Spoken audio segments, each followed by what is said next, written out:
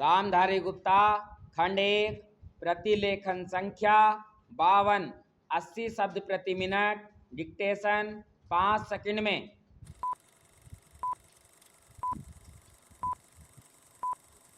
Start. महोदय, यद्यपि योजना के अंतिम रूप पर यह औपचारिक बहस अब हो रही है, हमने योजना के प्रारूप के बारे में काफ़ी ब्यौरेवार विचार किया था। एक माननीय सदस्य ने कहा है कि योजना से ऐसा नहीं लगता कि कामों को निपटाने में तत्परता जरूरी है। मैं समझती हूँ कि योजना के प्रारूप और उसके अंतिम रूप में यही अंतर है।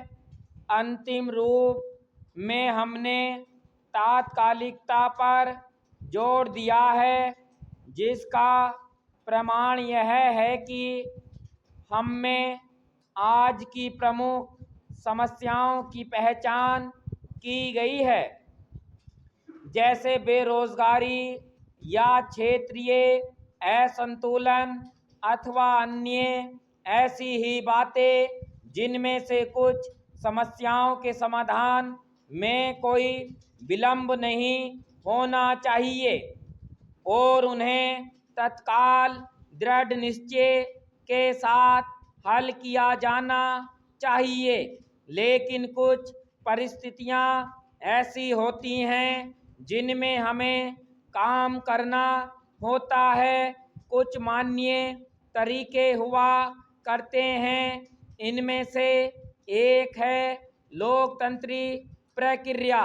बहुत से लोग चाहते हैं कि हम कई काम एक साथ करें और इनमें से कुछ के बारे में हम सहमत भी हैं कि वे सही काम हैं, लेकिन हम लोकतांत्रिक प्रक्रिया के प्रति वचनबद्ध हैं। हम जनता की राय से काम करने के लिए प्रतिबद्ध हैं। हमें अधिकाधिक जनता और पार्टियों को अपने साथ लेकर आगे बढ़ना है। मैं समझती हूँ कि अगर इससे हमारी गति कुछ धीमी भी रहती है तो भी हमारी प्रक्रिया को बल मिलता है और हम जो भी काम हाथ में लेते हैं उसे बल मिलता है। दूसरा तरीका मिश्रित अर्थव्यवस्था का है, जिससे शायद कुछ लोग सहमत नहीं हैं, लेकिन जिसे हमने अपने लिए निर्धारित किया है। ऐसी अर्थव्यवस्था की अनेक त्रुटियां भी होती हैं, लेकिन हमारे देश में आज जो परिस्थिति है उसमें हमारी सरकार, हमारे परवर्तियों और आज के सहयोगियों ने यह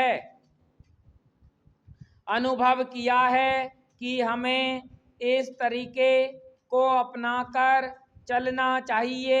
मिश्रित अर्थव्यवस्था का अर्थ मेरी समझ से यह नहीं है कि कुछ समृद्ध परिवारों को इसका लाभ मिलता रहे। कृषि या लघु उद्योग जैसे अनेक क्षेत्र कमजोर वर्गों के लाभ के लिए निजी क्षेत्र में रखे गए हैं और हमारी मिश्रित अर्थव्यवस्था के अंतर्गत अपने लिए लोगों को अनेक कार्यक्रम अपने हाथ में लेने के अलावा उनमें अपने लिए काम करना चाहिए। मुझे मालूम है कि स्वाधीनता के तुरंत बाद जो स्थिति उत्पन्न हुई थी उसका कुछ परिवारों, ग्रुपों, व्यावसायिक घरानों ने निजी स्वार्थ के लिए लाभ उठाया है। स्टॉप।